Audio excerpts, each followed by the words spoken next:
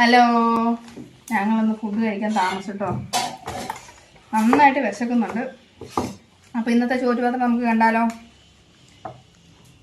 ഇന്നും തേങ്ങാ ചമ്മന്തി ഉണ്ട്.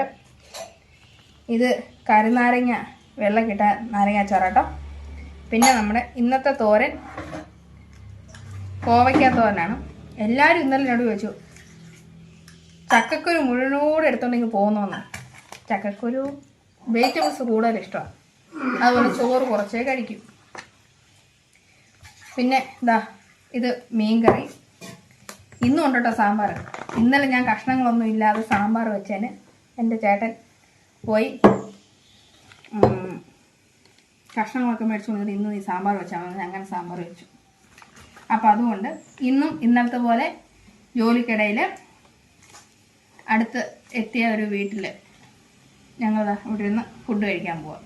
അപ്പോൾ എല്ലാവരും ഒന്ന് ഫുഡൊക്കെ കഴിച്ച് കഴിഞ്ഞെങ്കിൽ കഴിച്ചവരെല്ലാവരും കമൻറ്റ് ചെയ്യുക ഇന്ന് എന്തായിരുന്നു ലഞ്ചിലുള്ള വിഭവങ്ങൾ എന്നൊക്കെ.